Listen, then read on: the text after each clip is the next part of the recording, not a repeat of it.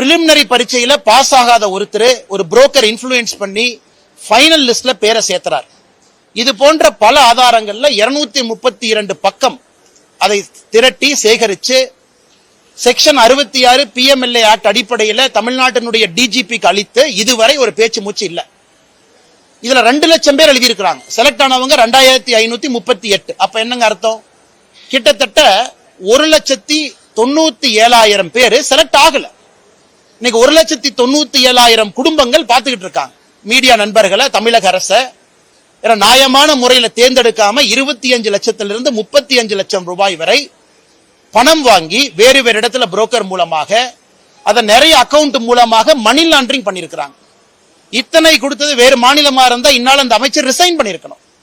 இது இடி சாதாரணமா ஒரு கடிதத்தை எழுதி இந்த மாதிரி ஊழல் நடந்திருக்குன்னு சொல்லிங்க. கடிதத்தோடு 150 செலக்டட் கேண்டிடேட் அவங்களுடைய ப்ரூஃப் அட்டாச் பண்ணிருக்கிறாங்க.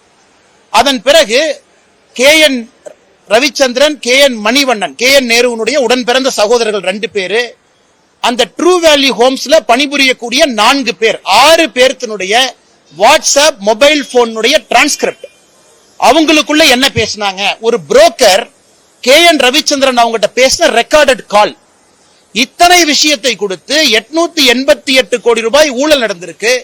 அதை பத்தி எதுவுமே பேசாம KN நேரு அவர்கள் பதில் சொல்றாங்க, இது திராவிட மாடல் ஆட்சியின் மீது பழி சுமத்துறாங்க.